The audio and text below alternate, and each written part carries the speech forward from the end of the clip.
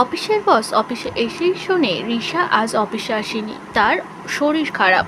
হেমান্ত বলে দেয় আজকে কোনো মিটিং হবে না, সব ক্যান্সেল। সে তাড়াহুড়ো করে রিশার বাড়িতে যায়, কিন্তু রিশার সঙ্গে 4 বছর আগে ব্রেকআপ হয়ে গেছে। সে রিশার পাসওয়ার্ড জানে না, একের পর এক পাসওয়ার্ড প্রেস করলেও সেটা রং দেখায়। হেমান্তের মনে পড়ে যায় রিশার সঙ্গে যখন লিভ টুগেদার থাকতো, হেমান্ত আর রিশার নাম্বার করে হেমান্তের ডেট অফ বার্থ মিলিয়েছিল রিশা, আর বলেছিল আমরা কোনোদিনও আলাদা হব না। রিশার ফ্ল্যাটে সেই হেমান্তের ডেট অফ বার্থ প্রেস করতেই দরজা খুলে যায়। হেমান্ত অবাক হয়ে যায়, 4 বছর ধরে এই পাসওয়ার্ডই রেখেছিল রিশা। ভেতরে ঢুকতেই দেখে রিশা জ্বরে কুকড়াচ্ছে আর অদ্ভুত অবস্থায় পড়ে আছে।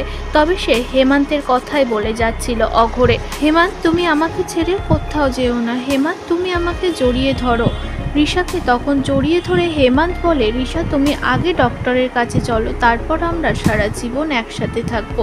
সে ডক্টরের কাছে নিয়ে যায় রিশাকে। রিশার জ্ঞান ফিরতেই হেমান্তকে জিজ্ঞাসা করে তুমি আমার ঘরে ঢুকলে কি করে। হেমান্ত উত্তর দেয় তুমি তো আমার ডেট অফ বার্থে তোমার পাসওয়ার্ড করে রেখেছো।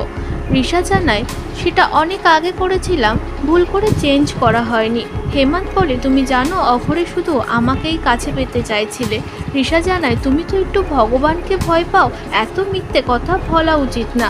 হেমান্ত জানায় তাহলে সিসি ক্যামেরা কি দেখাবো। রিশা লজ্জা পেয়ে যায়, মুখ ঘুরিয়ে নেয়। হেমান্ত বলে আমরা আগের মতো আবারও একসাথে হয়ে যায় না। রিশা বলে সেটা আর সম্ভব না, তুমি জানো না আমার বয়ফ্রেন্ড আছে। তখনই হেমান্তের অ্যাসিস্ট্যান্টের ফোন আসে। হেমান্ত খোঁজ লাগাতে বলেছিল রিশার বয়ফ্রেন্ডের সম্বন্ধে সবকিছু।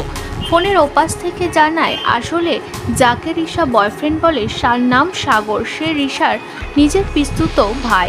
হেমান্ত বুঝে যায় 4 বছর ধরে রিশা এখনো তাকেই ভালোবাসে। রিশার সাথে কথা বলতে এলে দেখে ঘরে কেউ নেই। নার্স জানায় ওই মেয়ে তো রিপোর্ট নিয়েই চলে গেছে। হেমান্ত তার অ্যাসিস্ট্যান্টকে ফোন করে জানায় যে রিশাকে ফোন করে বলো আজ অফিস মিটিং আছে, সেজন্য এক্ষুনি চলে আসে। আর মনে মনে ভাবে রিশাকে আমি আর কখনোই হারাবো না। মিটিংয়ে রিশা কোল্ড কফি নিয়ে বসে। তার বান্ধবী বলে রিশা তোমার না শরীর খারাপ, তুমি কেন কোল্ড কফি খাচ্ছ। রিশা বলে এটা খুব অল্প সামান্য ঠান্ডা। তার বান্ধবীও মিটিং সিটে গিয়ে বসে। হেমান্ত এসেই তার কোল্ড কফিটা নিয়ে নেয়।